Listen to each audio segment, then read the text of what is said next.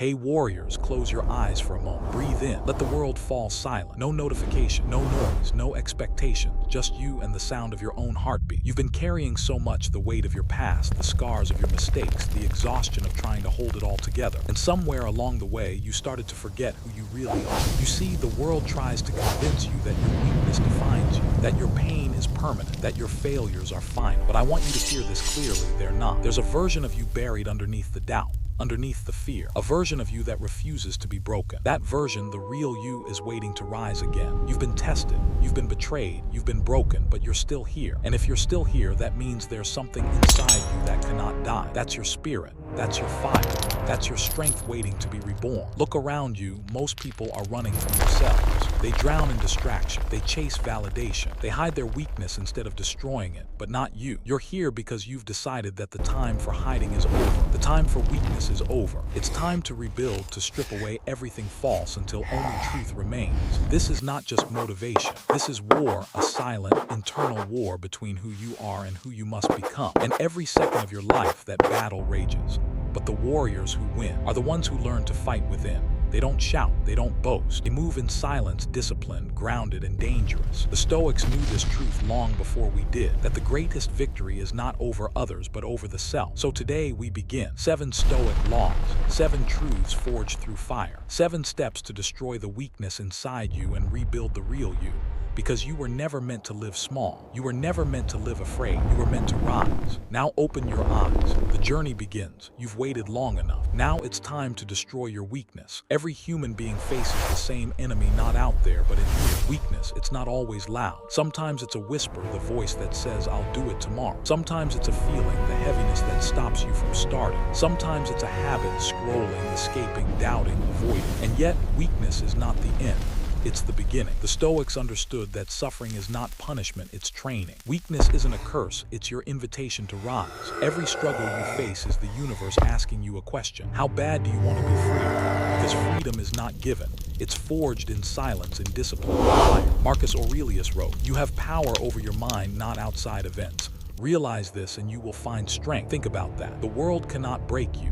Only your response can. True battlefield is not your job, your relationships, or your circumstances. It's the space between your thoughts and your reaction. That's where your life is decided. Weakness grows when you live unconsciously, reacting, chasing, comparing. Strength grows when you choose awareness, when you see your impulses, your fears, your doubts, and you master them. It's not about being emotionless. It's about being unshaken. You can feel deeply and still remain centered. You can be surrounded by chaos and still choose calm. Every day you wake up, you have a choice. Feed your weakness or face it. Numb your pain or learn from it. Hide from your reality or rebuild it. The choice seems simple, but few ever make it. Because to destroy weakness, you must be willing to confront the truth about yourself. And that truth will hurt before it heals. The person you think you are is often the person your comfort created. But the person you're meant to be will only appear through resistance. So today we stop running from it.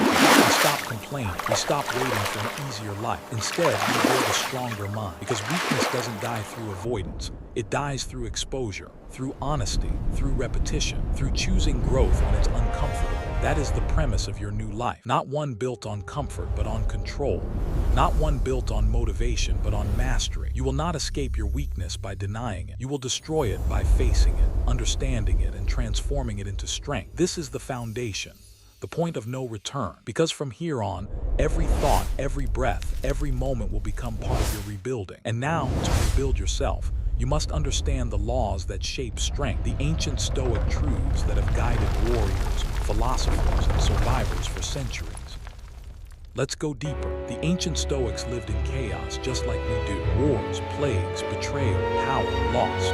But they discovered something that most of the world still hasn't. That peace is not found in the absence of struggle. It's found in mastery over it. Marcus Aurelius, the emperor of Rome, surrounded by war and death, wrote quietly in his private journal, "The impediment to action advances action.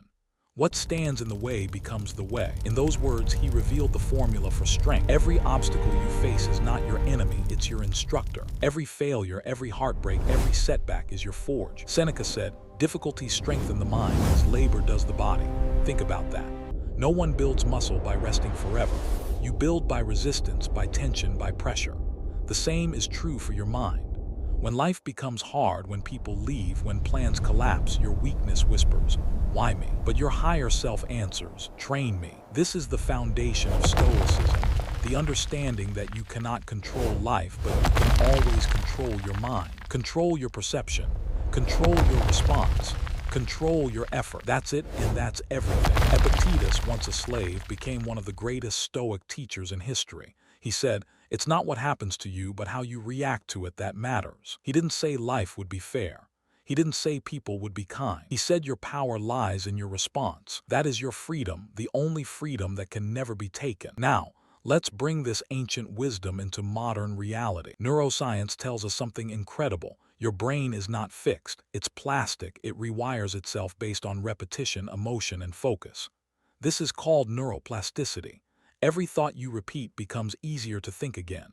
Every emotional reaction you feed becomes your default. Every time you choose courage over comfort, discipline over distraction, you literally reshape the wiring of your mind. Your mind is the architect. Your thoughts are the blueprints. And your actions, they're the bricks that build the new you. Most people live as prisoners of their own unconscious loops, habits formed from fear, comparison, or laziness. But Stoicism gives you the key to break the pattern.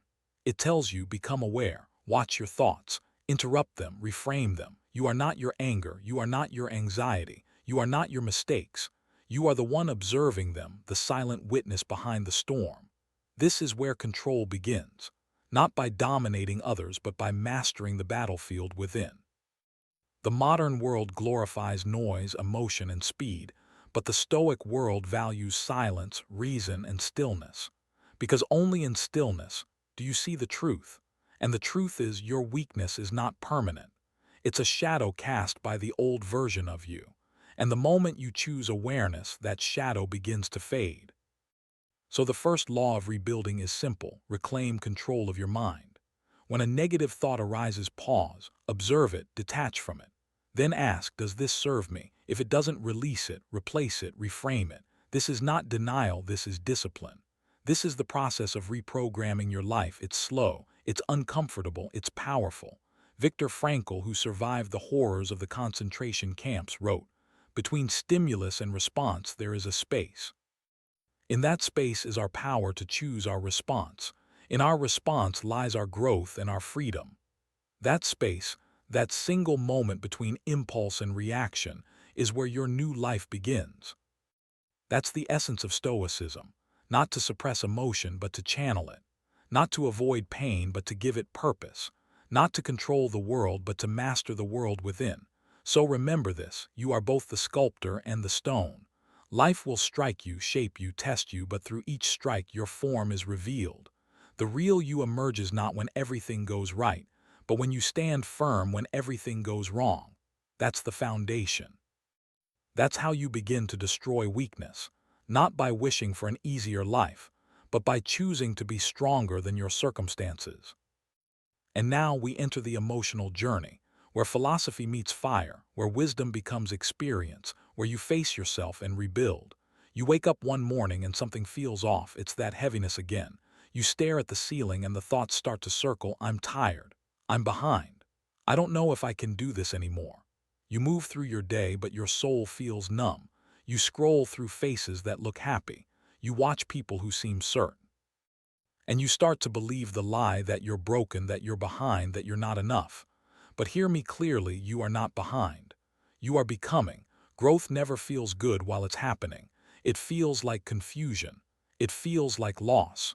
It feels like nothing is working. But in that invisible struggle, the real transformation begins. Pain is not punishment, it's preparation. When you feel lost, it's not because you're weak, it's because you're being stripped of the illusions that kept you comfortable. You're being rebuilt from the inside out. The world doesn't teach you that. The world says, escape the discomfort, take the shortcut, find the easy way. But you're here because you've chosen the hard way. You've chosen to face yourself. There was a time when you believed that success would silence your demons, that if you achieved enough, you'd finally feel worthy. But even after the victories, the applause, the likes, there was still that emptiness. Because weakness doesn't live outside of you, it hides in your patterns, in your reactions, in the moments no one sees, when you lose your temper, when you procrastinate, when you talk yourself out of greatness. That's where your real battle lies, and you felt it, haven't you? That silent disappointment when you know you could have done more, that ache in your chest when you break another promise to yourself. That's not failure, that's awareness. That's your conscience waking up. Don't run from that feeling, sit with it. Let it teach you. Because that discomfort, that guilt, that frustration, it's the birthplace of strength. It's the fire where your new identity is being forged. Every time you get up when it's hard, you're teaching your mind resilience. Every time you choose discipline over distraction, you're rewiring your brain for greatness. Every time you fail and try again, you're proving to yourself that you are not your past, you are your persistence. The Stoics knew this truth, that life's purpose is not pleasure but progress, and progress requires friction. Epictetus was once beaten, enslaved, humiliated, but he said, "No man is free who is not master of himself." So ask yourself, what controls you? Fear, anger, laziness, validation. Be honest, because until you face what controls you, you cannot control it. There's a version of you on the other side of that weakness, the version that no longer breaks under pressure, no longer needs approval, no longer runs from silence. But you'll never meet that version through comfort. You'll meet it in the dark nights, in the failures, in the moments where you have every reason to quit but don't. You'll meet it when you learn to stand still in the storm. Marcus Aurelius wrote, "If it is endurable, then endure it. Stop complaining." That's strength. Not denial, but endurance. Not escape, but acceptance. To destroy your weakness, you must stop trying to control what was never yours and start mastering what always was. Your perception, your choices, your response. Life will test you. It will break what is false in you. But the real you cannot be destroyed. So when the days feel heavy, when you doubt your worth, when your mind tries to convince you that it's over, remember, the storm is not here to end you, it's here to cleanse you. Every scar you carry is proof that you survived what once tried to destroy you. And now those scars, they become your armor. Your weakness becomes your wisdom. Your pain becomes your purpose. This is the emotional rebirth. The fire has burned through the illusion. Now from the ashes, your new self begins to rise. You face the fire. You've walked through the storm, and now there's a stillness. Not because the world got easier, but because you got stronger. This is the space between who you were and who you're becoming, a sacred moment of realization. You start to see that everything that broke you was actually shaping you, that every closed door was redirection, that every painful ending was making space for growth. The Stoics called this amor fati, the love of fate, not just accepting what happens, but embracing it, seeing life not as something to resist, but something to collaborate with. It means saying, this challenge, it's mine. This pain, it's my teacher. This moment, it's exactly what I needed. Because when you stop fighting the way things are, you reclaim the energy to change yourself. That's the paradox of strength. You gain control the moment you release the illusion of control. Seneca said, "Fate leads the willing and drags the unwilling." When you resist reality, life feels heavy. When you flow with it, even pain becomes purposeful. You stop asking, "Why me?" You start saying, "Try me." This is the reframe, the shift from victim to warrior, from reaction to response, from chaos to clarity. The Stoics didn't chase comfort, they cultivated composure. They didn't fear failure, they saw it as feedback. They didn't worship emotion, they learned to master it. They practiced the dichotomy of control, the principle that divides all things into two categories, what you can control and what you cannot. You cannot control the weather, you cannot control other people. You cannot control outcomes, but you can always control your focus, your perspective, your effort, and in that lies everything. When you finally see that, life begins to open up again. Not because it's easier, but because it's clearer. You stop trying to predict the future and you start living in the present. You stop waiting for motivation and you start building discipline. You stop fearing pain and you start turning it into fuel. You realize that control is not about dominance, it's about alignment. You align with truth, with action, with purpose. And suddenly, even the darkest days have meaning. Every storm you face becomes an opportunity to practice strength. Every loss becomes a reminder of gratitude. Every failure becomes a lesson in humility. The Stoic path is not about being untouched by emotion. It's about learning to feel deeply without being destroyed by it. It's about holding fire in your hands and not burning. So remember this, when the world tests you, it's not punishment, it's participation. Life is not happening to you, it's happening for you. When you start to see that, weakness loses its power, pain loses its sting, and peace, real peace, begins to rise inside you. This is your reframe. This is your awakening. You were never the victim of your story. You were the author all along. You've faced the storm. You've reframed the pain. Now it's time to rebuild through 7 laws, not beliefs, not theories, laws, each one forged by ancient minds and tested by your modern world. Repeat them, live them, become them. Law 1: control your mind or it will control you. Marcus Aurelius said, "You have power over your mind, not outside events. Realize this and you will find strength."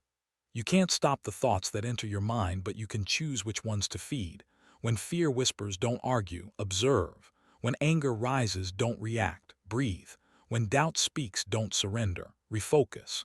The mind is like fire, uncontrolled, it burns everything. Directed, it becomes light. Every time you bring awareness to your thought before it becomes action, you reclaim your power. This is your first law, mental sovereignty. Law 2: discipline is freedom. Weakness seeks comfort, strength seeks challenge. Seneca wrote, "No man is more unhappy than he who never faces adversity, for he is not permitted to prove himself." You think freedom is doing whatever you want, but that's chaos. Real freedom is being able to do what you must, even when you don't feel like it. Every time you say no to temptation, you build character. Every morning you rise when it's hard, you reclaim self-respect. Discipline is not restriction, it's liberation from the control of your impulses. True power is quiet. It's the 5 a.m. alarm, the workout no one sees, the choice to stay consistent when no one's watching. Law 3: embrace what you cannot control. Epictetus taught, "Make the best use of what is in your power and take the rest as it happens." You suffer most when you fight reality, traffic, weather, people, outcomes.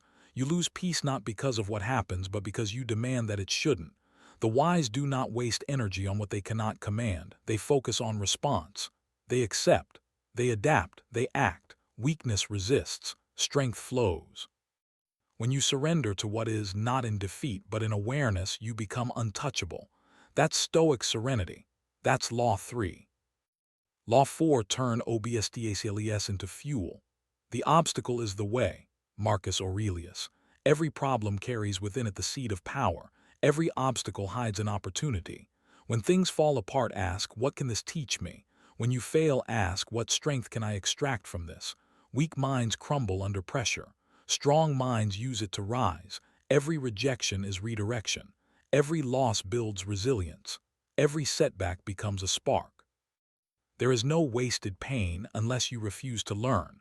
That's Law 4. Transform resistance into growth. Law 5: live with purpose, not pleasure. Pleasure is temporary, purpose is eternal. Seneca said, "He who is brave is free." When you live for pleasure, you're a slave to the next hit, the next distraction, the next approval, the next comfort. But when you live for purpose, every action gains weight. Every day becomes sacred. Every breath becomes deliberate. Your purpose isn't found, it's forged. In service, in creation, in discipline. It's found when you give meaning to your struggle. Ask yourself every morning, what would the strongest version of me do today? Then do it. That's how warriors live, with clarity, with intent, with purpose. Law 6: memento mori, remember you will die. This is not a threat, it's liberation. Every Stoic meditated on death, not in fear, but in freedom. Because when you remember that your time is limited, you stop wasting it on nonsense. You stop chasing approval. You stop fearing judgment. You stop postponing your peace. The awareness of mortality gives birth to urgency, not panic presence. You start saying what needs to be said.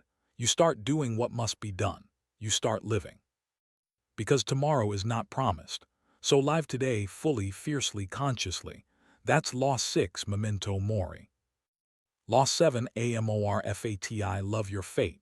The final law, the summit of Stoic strength. Love everything that happens to you, not because it's easy, but because it's yours.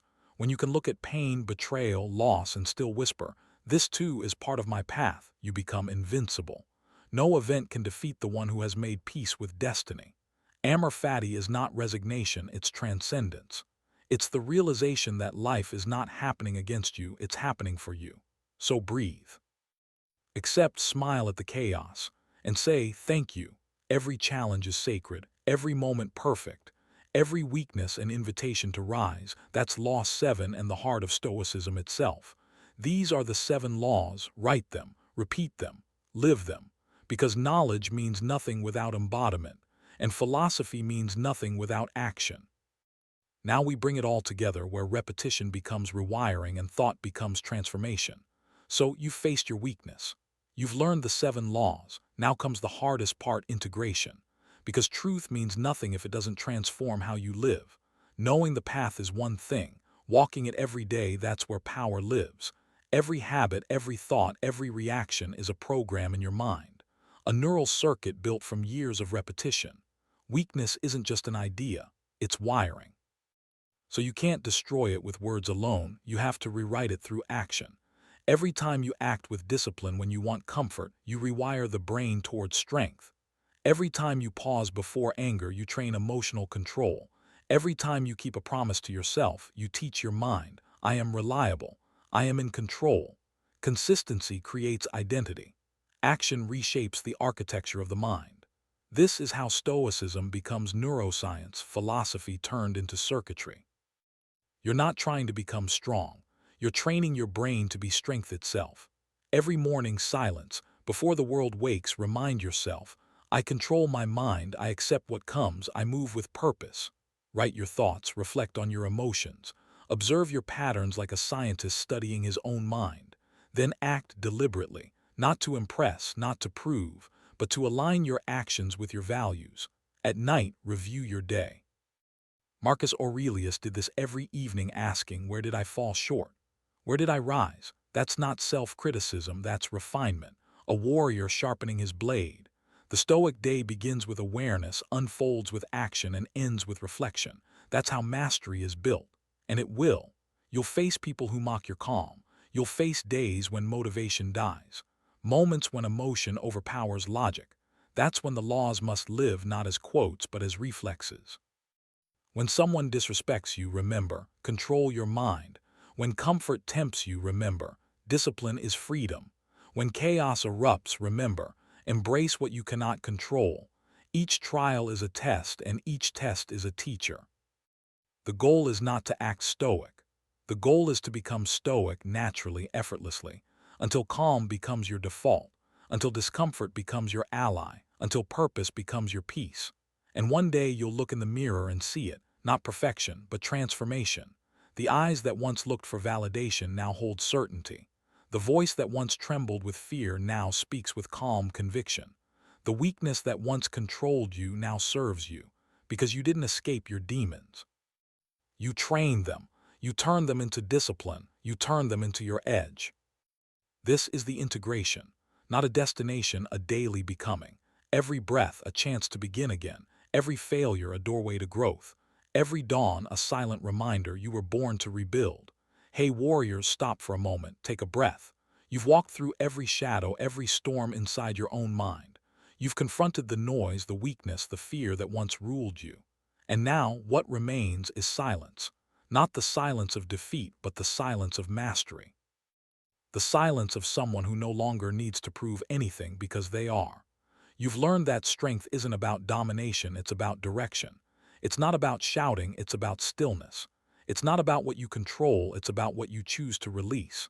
Every step of this journey has brought you closer to the truth, that your weakness was never your enemy.